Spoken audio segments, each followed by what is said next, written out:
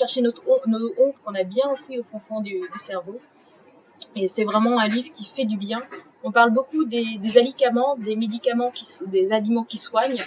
Gilles Le Gardinier de Majaret, c'est vraiment ce qu'on pourrait appeler un libricament, c'est-à-dire un livre qui va vous soigner, qui fait du bien. Dans une période de morosité, il devrait être remboursé par la Sécu. C'est vraiment le livre par excellence qu'on a envie d'offrir aux copines, de transmettre, parce que vraiment c'est une bouffée de bonheur, un petit concentré.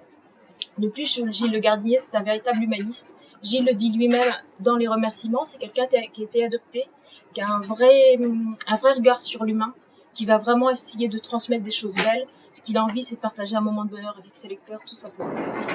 Derrière la haine de Barbara Abel, roman policier un petit peu à part, qui va nous décrire l'histoire d'un jeune couple qui vient de louer une maison mitoyenne.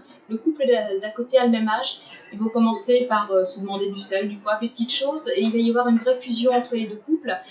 Ces maisons mitoyennes sont comme un cœur qui bat avec ses deux valves. Il y a vraiment une union très forte. De plus, les femmes vont tomber enceintes à la même période, ce qui va renforcer les liens entre ces deux familles. On peut vraiment parler de famille de cœur, plus fort même que des fois une famille génétique. Mais un jour, un drame va frapper une des familles et tout d'un coup, tout explose.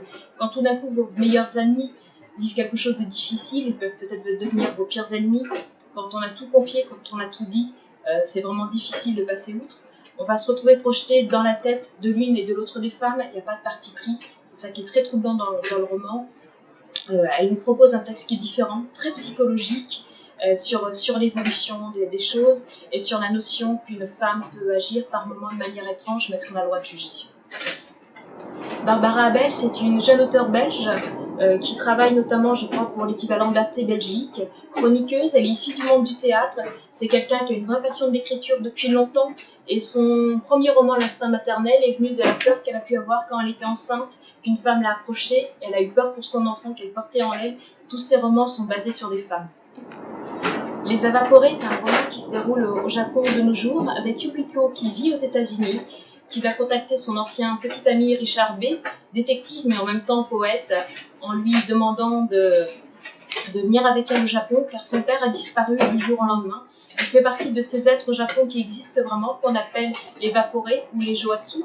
Ce sont des gens qui ont tout perdu, leur situation financière. Souvent, ça peut être lié aussi au Yakuza, à cette mafia japonaise qui leur fait peur. Donc, ils vont disparaître du jour au lendemain sans donner de nouvelles à leur famille. Et Yukiko veut savoir. Elle va partir avec Richard dans ce pays où Richard lui-même n'a pas les codes. C'est un Japon surprenant qui n'a rien à voir avec les États-Unis. L'auteur a écrit avec un style littéraire très fin. Ce sont des phrases très courtes, vraiment très, très fines, très percutantes, qui va nous parler de Japon aussi, d'après Fukushima, après cette catastrophe nucléaire qui a décimé une partie de la population. Et on va apprendre qu'il y a des gens aujourd'hui au Japon qui n'ont plus de situation civile et qui sont en train de nettoyer les lieux où ils sont en train de mourir en même temps, mais ça leur permet quand même malgré tout de vivre en dehors de cette société qui ne les reconnaît même plus. Thomas Réverdier est un auteur français qui écrit son 5e roman.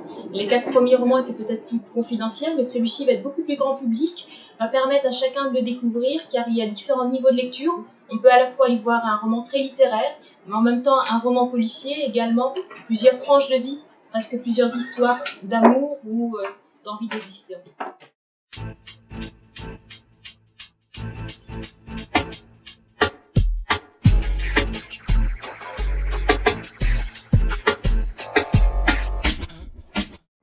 Donc tout d'abord Iron Man 3, le nouveau film donc, de Shane Black avec Robert Downey Jr., avec Gwyneth Paltrow, avec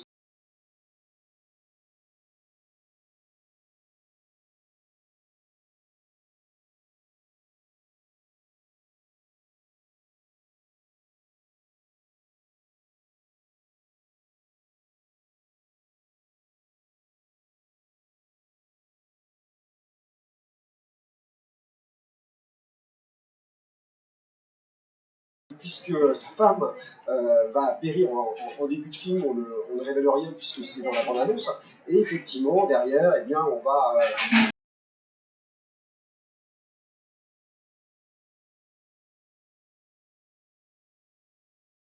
le nom, mais qui va apporter encore plus d'émotion, de suspense, et surtout qui va de faire que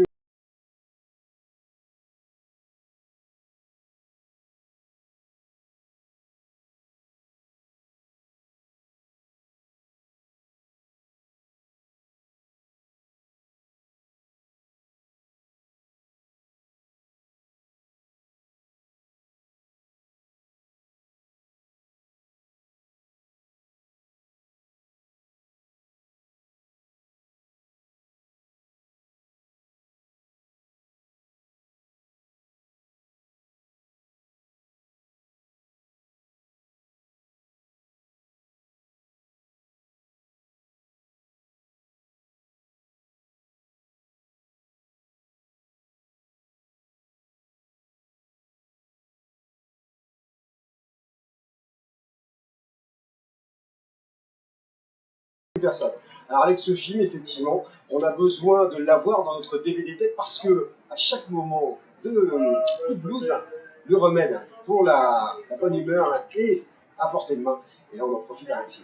Mon troisième coup de cœur, c'est Le Passé, le film d'Asghar Farhadi, le réalisateur d'une séparation, avec Bérénice Bejo et Tahar Rahim. Le film est distribué par France Télévisions Distribution. L'histoire, c'est celle de Ahmad qui revient de Téhéran pour retrouver son épouse, interprétée par Bérénice Bejo, qui va tout simplement lui faire signer les formalités de divorce. Et donc Ahmad s'aperçoit, pendant son séjour, que les rapports entre sa fille et son ex-femme sont assez difficiles.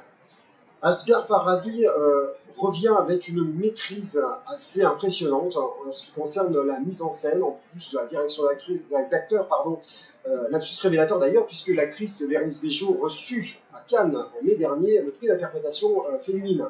Donc il a une direction d'acteur qui est extraordinaire, il arrive à nous faire rentrer dans cette émotion, dans ce couple qui est assez forte, et on a envie de découvrir toute la filmographie de Asghar Farhadi. D'ailleurs, cette filmographie est disponible en DVD à la Fnac de Caen, et c'est pour ça que c'est un coup de cœur important à découvrir de toute urgence.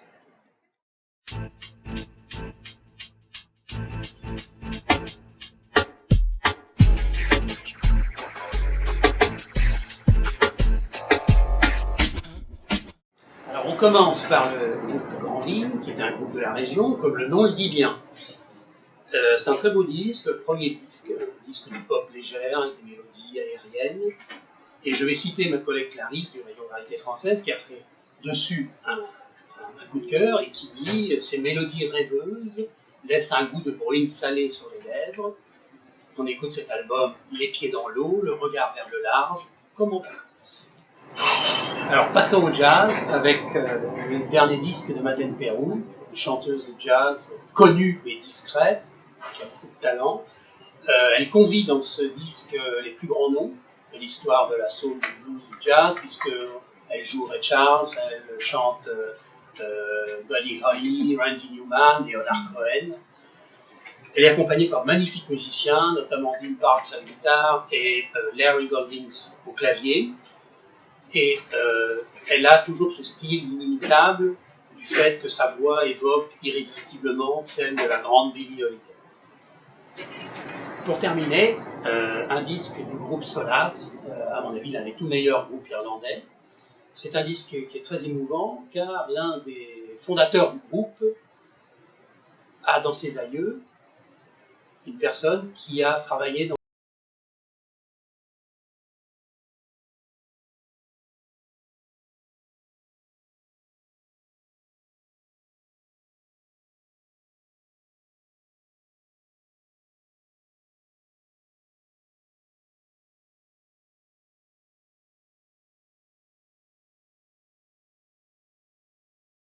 pierre les plus dures, le granit par exemple, et des danses exceptionnelles comme seuls les Irlandais peuvent en décrire, et puis après les danser bien sûr.